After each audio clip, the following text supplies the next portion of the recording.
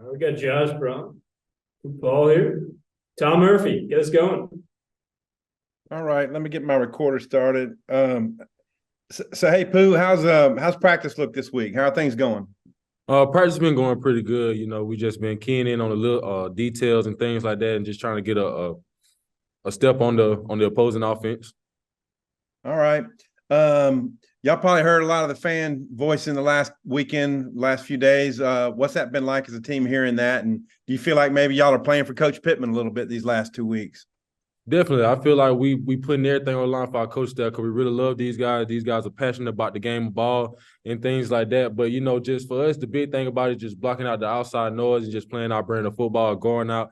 Like I said, just worried about FIU this week and just taking advantage of the two opportunities that we have left in order to get this program going in the right direction. Josh, what about you? Yeah, I mean, people call college football a brotherhood, and this is really where those relationships come into play.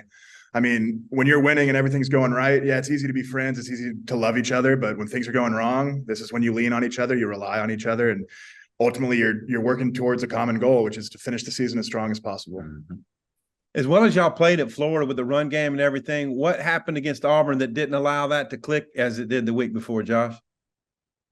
Yeah, I would say there are a lot of factors, but ultimately it just comes down to personally our preparation and how we execute the game plan. I mean, college football, there 1 week doesn't mean anything for the next week or the week before. And so even though we had success against Florida and ultimately we won the game, there were things that we didn't do well in that game that we unfortunately weren't able to correct. And going into this week, this is something that we have to focus on. And this is what we're repping in practice to make sure that the errors mentally and physically that we made in the game are corrected when we go on the field on Saturday. How gratifying was that for you in Gainesville a couple of weeks ago with a lot of family there? I mean, it was great. It was something I look forward to all off season, but at the end of the day, that was 2 weeks ago now, and we have two more games that we need to be focused on, and we need to play for our fans in Razorback Stadium. I mean, we haven't put a good showing on yet this year, and that's all we're focused on right now, just showing up for the fans and showing out. Who they got a freshman quarterback. What do you see from that offense? So the quarterback, even though he's a freshman, he's a real, very athletic guy. He has speed on him, but he can also sling it. And the thing about it that, like I just say, we just got to keep an upbeat tempo on them guys. Just picking up on little factors. Like what do O-lineman stands tell us? What does running back depth? Things like that. That just give us an edge on the game and just being real big on our communication and just playing together.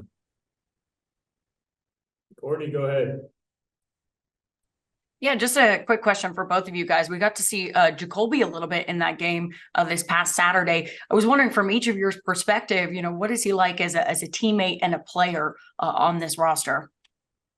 Just looking at Jacoby and talking with him, throughout the days, you can tell that he's a natural born leader. He has that factor about him that was instilled in him and things like that. First of all, he's a great guy. Anytime you need to just go talk to him, outside of football as well. Like it's been times that I've seen him, me and him going to tutoring sessions together, and we don't even talk about ball. It's just catching up on each other. Like, how are you?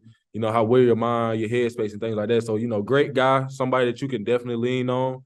And, just watching him go out there and just make those type of plays really made me happy. Just watching him put in the preparation, and once his number was called, for him to go out there and make such an impact so fast, and just seeing him out there leading around, man, it was just awesome. Yeah, seeing the work he puts in and day out, just in practice, and him getting the opportunity and having his number called and him filling the shoes that needed to be filled. It was great for me to see that just as a friend of his. Mm-hmm.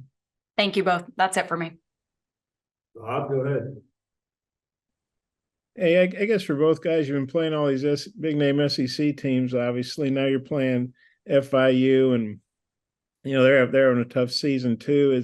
What's it like going from all these SEC games? Now you're playing a team. I think you're favored to beat by 30 points. I mean, I know that's just point spread, but what's it like getting ready for a team that's not an SEC team this late in the year? We're not really a big like logo team. We don't really just work like no matter how big or small the opponent is, we're gonna go out there and play tough, fast, and physical brand of football and things like that. So just going into this week, we prepared this week like we have every other week, and that's just big on communication, big on getting to the football, big on being physical, and just flying around, like Braun said, just giving our fans, you know, what they deserve. We haven't put a good showing on for the past couple of weeks at home and things like that. So, you know, it's just big for us to go out here and give the fans what they deserve. Yeah, I mean, ultimately it comes down to us as an offense just doing what we're supposed to do.